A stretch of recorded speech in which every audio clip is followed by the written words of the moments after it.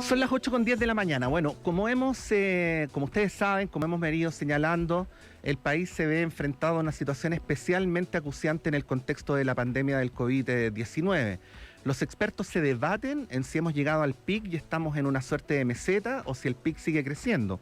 Como sea, este hecho parece directamente vinculado, especialmente en las grandes ciudades y muy en particular en la región metropolitana, con los desplazamientos, con la posibilidad de poder cumplir con las cuarentenas y por lo tanto evitar el riesgo de contagio. Esta es una situación que además se ha actualizado en los últimos días con esta idea que se ha instalado comunicacionalmente de la hibernación, que vendría a ser una cuarentena reforzada o una cuarentena realmente efectiva y no como la que aparentemente tenemos. Bueno, hay un ente, una institución de nuestra Universidad de Chile que ha venido investigando este tema desde hace varias semanas, que es el Instituto de Sistemas Complejos de la Ingeniería. Vamos a conversar a esta hora de la mañana con su director, que además es senador universitario, el profesor Leonardo Basso. Senador, profesor, muy buenos días, muchas gracias por recibir esta llamada. Patricio, buenos días, gracias por invitarme. Sí, bueno, lo mismo decimos nosotros. Partir preguntándole qué reflexión podríamos hacer respecto a esta contradicción que a veces se instala o se pretendería instalar entre la posibilidad individual de cumplir con las cuarentenas y ese factor que a veces circula, que es el de la irresponsabilidad. Es decir, cuánto de la voluntad de los individuos y cuánto de condicionamientos estructurales, vamos a decirlo así, influyen en la situación que tenemos actualmente en la región metropolitana. La respuesta va a ser casi la de un científico, es que hay varios factores. Y una forma de visualizar que hay factores diferentes que influyen tiene que ver con lo que uno observa geográficamente, ¿cierto? Respecto de la adhesión a la cuarentena. Hay una baja de movilidad o de desplazamiento de cerca del 50% en el sector oriente, y uno puede preguntarse por qué no más. ¿Por qué no hay más baja en la movilidad en el sector oriente que solo 50%? Y uno podrá preguntarse si eso es precariedad o no. Hay otros sectores que tienen una baja de movilidad de solo 30%, muy relacionados con estatus socioeconómicos, incluso otras que tienen solo una baja de movilidad de 20%. Y esas son las comunas que están más periféricas.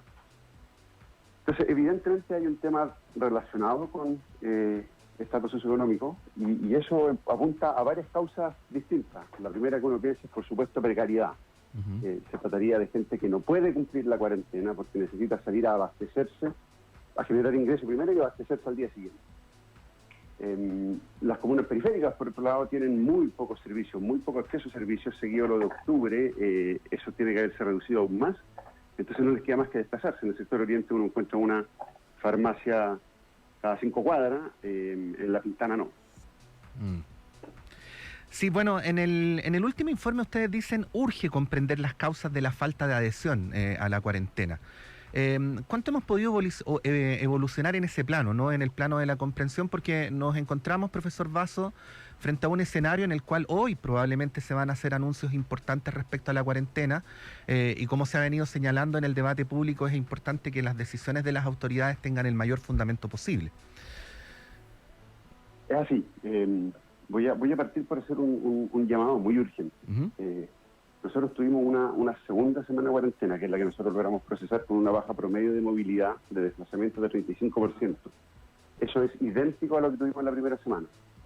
Es decir, tuvimos una segunda semana que fue una semana perdida, porque con esa baja de movilidad los contagios no se van a controlar, y si los contagios no se controlan, no le damos un respiro al sistema de salud, que va a terminar colapsando.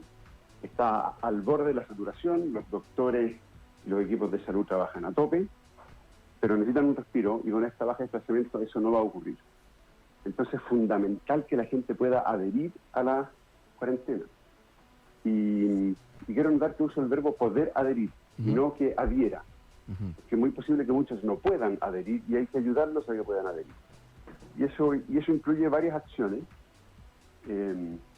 cuya importancia tenemos que develar. Y yo creo que eso no está del todo claro. ¿Cuánto es falta de comunicación de la urgencia de la situación? ¿Cuánto es ayuda directa del Estado?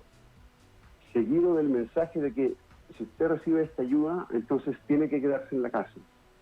No es si usted recibe toda esta ayuda y le aseguramos que usted va a estar bien, supongamos, que la gente se guarde eso y siga tratando de trabajar, que lo tome como un ahorro. Y hay que cerrar muchas brechas respecto de servicios. Entonces, se necesitan muchas acciones distintas y se necesitan rápido. Sí. Ahí, profesor Vaso, nosotros en la radio hemos venido hipotetizando hace algunas semanas y conversándolo con expertos de distintas disciplinas, con analistas de distintas sensibilidades respecto a que es probable que se haya instalado en algún momento un falso dilema entre optar por lo sanitario o optar por lo social económico, vamos a decirlo así, ¿no? Y que es probable que lo sanitario sea lo social como lo social a lo económico. Quiero decir con esto que cuando usted habla de poder adherir, tiene que ver con que se puedan proveer las medidas que efectivamente les permitan a las personas quedarse en casa, porque en caso contrario su precariedad social termina, como el mismo estudio que ustedes han venido realizando demuestra, incidiendo en lo sanitario.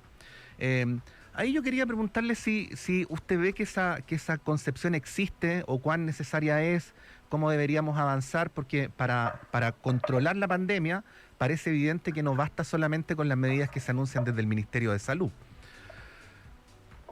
Las crisis social y sanitaria van de la mano. Son a esta altura la misma crisis. Así es. El conseguir que aquellos que viven una situación precaria, que son muchos, en lugares hacinados y que tienen que recorrer largas distancias, puedan adherir a la cuarentena, que es una medida que uno podría decir, esta es una medida social, es una medida sanitaria. Es una medida que termina permitiendo que hayan más camas UCI y que decrezca la cantidad de gente que llega al hospital. Es un flujo bien sencillo de entender, la verdad. Si la gente se moviliza, hay contagios. Si la gente se contagia, una parte de esa gente va a ir a dar a un hospital, una parte de esa gente va a ir a dar a una cama UCI y una parte de esa gente va a ir a dar un ventilador.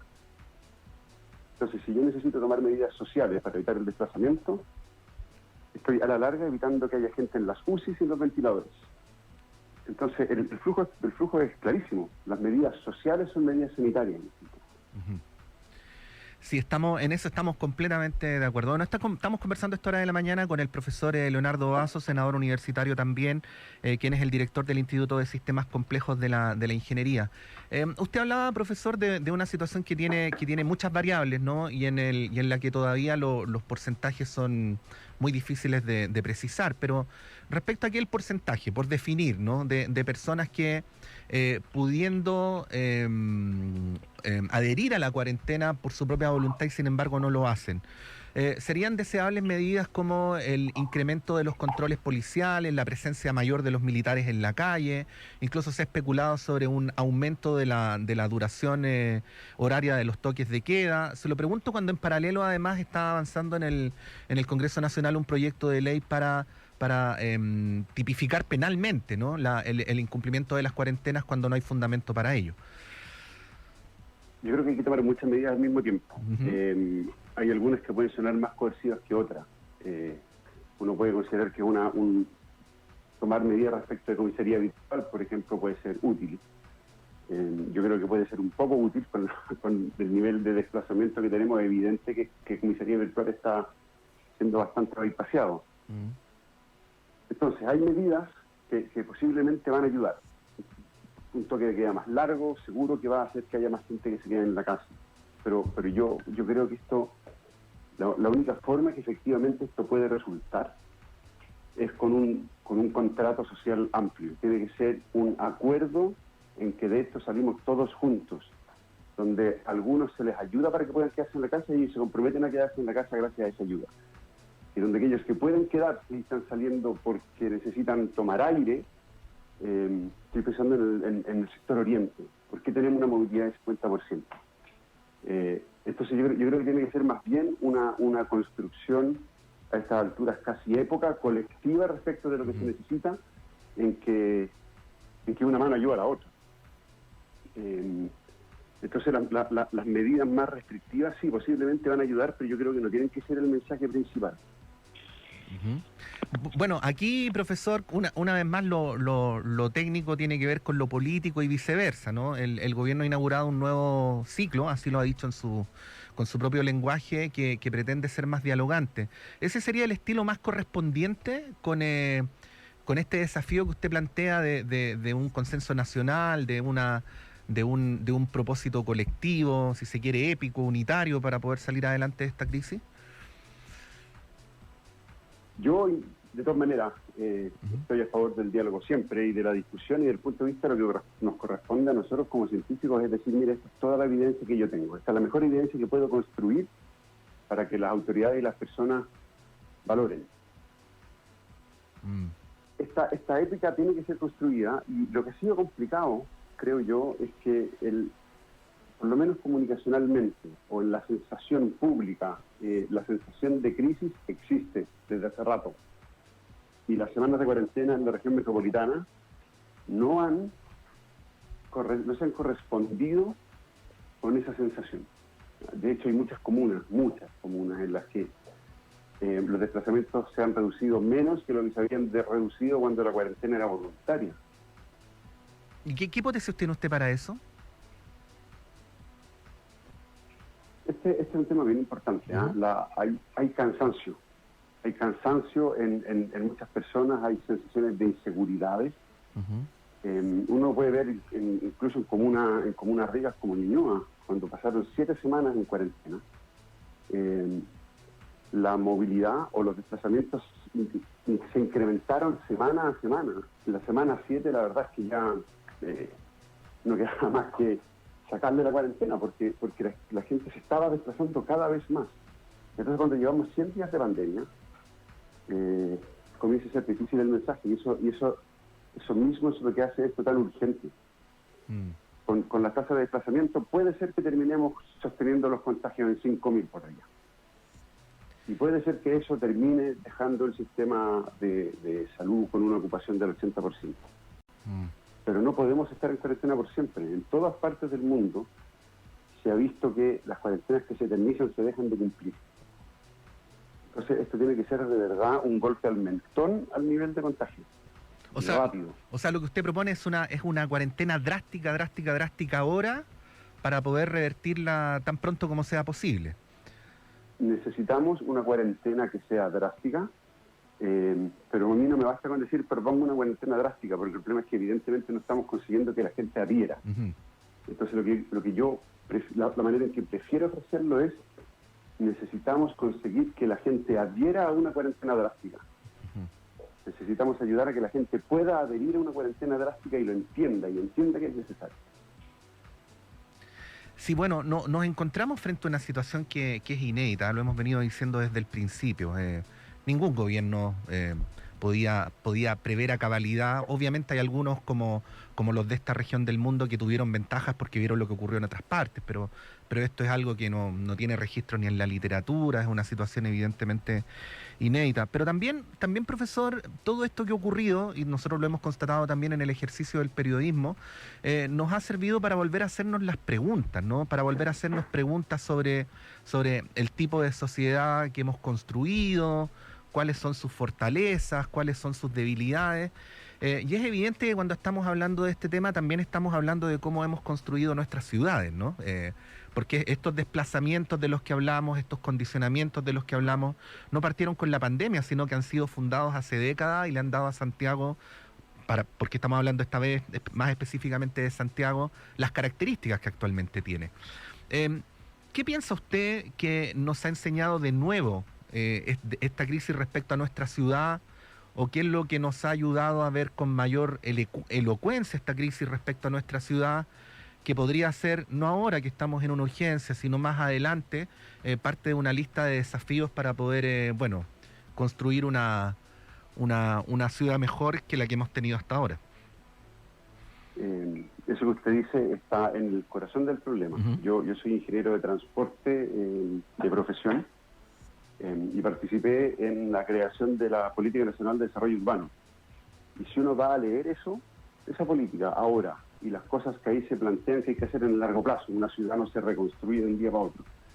Si tuviéramos la ciudad que se plantea en el Plan Nacional de Desarrollo Urbano, tendríamos muchos problemas menos. Una ciudad, parte del sufrimiento es porque tenemos una ciudad profundamente segregada, donde Los sectores de bajo ingreso están en la periferia, con muy pocos servicios, con desplazamientos muy largos para trabajar. Una de las tragedias grandes que nos golpea es que las ciudades que hemos construido no nos ayudan a enfrentar de buena manera algo como esto. Ahora, es una tragedia general, era una tragedia día a día antes de que nos enfrentara la pandemia. Los tiempos de desplazamiento de la gente más pobre son 2 veces los del sector oriente. Esas son menos horas con los hijos, con la familia, haciendo lo que uno quiera. Yo creo que mucho tiempo atrás, cuando buscábamos cuál era la mejor política de transporte posible, siempre resultaba tener colegios buenos cerca del barrio. Esa era la mejor política para reducir los tiempos de transporte. Es algo respecto de lo que sabemos. No nos hemos hecho demasiado cargo, pero sabemos. Y esto refuerza. Sí. Todas esas cosas que pasaban, que eran que golpeaban, estas realidades que golpeaban respecto de la ciudad y el transporte, aquí se desnudan de manera bien tremenda. Sí, ahí, bueno, yo sé que la pregunta que le voy a hacer es retórica, profesor Basso, es simplemente para favorecer la conversación. Cuando usted dice la ciudad que hemos construido, que yo también usé esa frase, es la ciudad que hemos construido, y confieso de antemano que es retórica, porque esta no es una respuesta en blanco y negro, ¿no? Pero ¿es la ciudad que hemos construido o más bien esta ciudad se ha construido sola, ¿no? O sin tanta, o con ausencia de planificación, de esa mirada que permita conjugar virtuosamente todos los factores que concurren cotidianamente en la existencia de una ciudad. Esta es una ciudad poco planificada. Ajá. Hay decisiones del Estado a lo largo de mucho tiempo. Estoy hablando desde los 60, cuando se comenzaron a construir viviendas sociales, en que el balance para construir vivienda social y hacer cundir la plata, digámoslo de esa manera, era tener suelo barato. De manera de gastar poca plata en suelo y más plata en casa. Y eso significó ir desplazando a gente pobre hacia afuera sin el desarrollo urbano que lo tenía que acompañar. De alguna manera el Estado chileno se enfocó en la construcción de casas y no en la construcción de ciudad. Así es que la pregunta es retórica, la respuesta también es simplista. Pero hay una serie de decisiones del Estado de Chile que construyeron esta ciudad, que terminaron en una ciudad como la que tenemos acá en Chile. Sí. Una última pregunta, profesor, porque bueno, partimos hablando de la pandemia, que es el corazón de lo que nos urge hoy día, pero obviamente aquí todos los asuntos de política pública dan para el tema de fondo, para los desafíos de largo plazo. Es evidente que en términos absolutos Santiago no es tan grande como Sao Paulo, como Ciudad de México, como esas ciudades hipertrofiadas, dicen algunos, que existen muy en especial en América Latina. Pero también es cierto que hay pocos países como este que tienen tanta desproporción entre la ciudad más grande y el resto de las ciudades, ¿no? Como que la gran mayoría de la población chilena vive en Santiago. ¿Cuánto tiene que ver lo que estamos conversando con la regionalización? O para preguntarlo de otra manera, ¿cuánto mejor se podría enfrentar una pandemia con ciudades de un tamaño más adecuado? En fin. Una ciudades más chicas serían hoy día más deseables a la hora de controlar una pandemia, eso sin ninguna duda, porque si yo siembro una persona contagiada en una ciudad compleja, en desplazamientos largos eso se hace mucho más difícil de manejar, pero uno no quiere ciudades solo antipandemia. Y la discusión de las economías de aglomeración o economías de escala en las ciudades es larga, y toda la evidencia que se ha juntado es que las ciudades siguen siendo más productivas en el sentido social y económico a medida que van creciendo. Así que eso va a continuar ocurriendo y no es necesariamente malo, siempre y cuando se tenga una forma de crecimiento que sea un pelo diferente de las ciudades, digamos, monocéntricas, donde todo ocurre hacia un solo sector. En el caso de Santiago, centro y nororiente. Sí, bueno, una última pregunta, profesor. Hemos hablado de Santiago, pero aprovecho de preguntarle. Los contagios también están disparándose o están disparados en la región de Valparaíso. Algunos expertos han planteado que ahí ocurre algo más o menos parecido a lo de acá, porque existe un gran desplazamiento de personas cotidianamente en la mañana, así como dirían los jaivas de la cordillera al mar, y en la tarde en sentido contrario. ¿Deberíamos pensar en medidas equivalentes como las que hemos conversado esta mañana para el Gran Valparaíso o para la región de Valparaíso? Valparaíso es lo que hay que estar pendiente, digamos, no podemos ser tan centralistas de estar mirando solo Santiago. Valparaíso tuvo bajas de movilidad hasta antes de la cuarentena total que eran leves, existían, pero eran leves y los movimientos de la cordillera al mar, como dirían los jaimas, seguían ocurriendo. Yo invito a los auditores, si es que quieren, pueden ir a ver el visor que tiene construido ICI, donde se permite ver todos los movimientos hasta finales de mayo, desde la última semana normal, digamos, hasta fines de mayo en Valparaíso. Se puede ver la cantidad de movilidad. Y tenemos que estar muy atentos a qué es lo que pasó de verdad en la primera semana de cuarentena.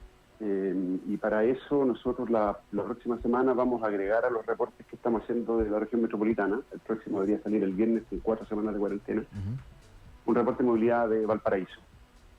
Visualmente pareciera que Valparaíso se ha comportado mejor, ha tenido un mejor comportamiento respecto de adhesión.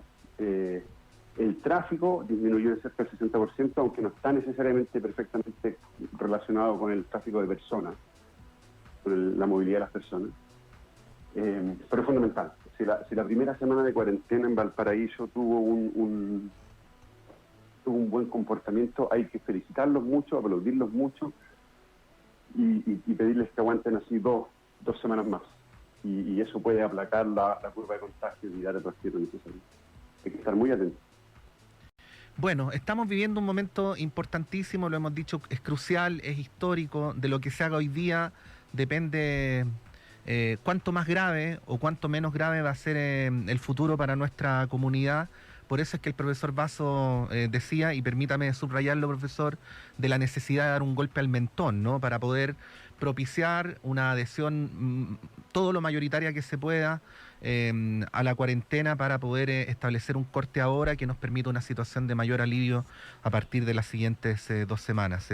Hemos conversado con el director del Instituto de Sistemas Complejos de la Ingeniería de nuestra universidad y senador universitario, Leonardo Basso. Profesor, muchas gracias por esta conversación y por ayudarnos a visualizar mejor, bueno, desde el punto de vista de los desplazamientos, también la envergadura del desafío que tenemos. Gracias, director.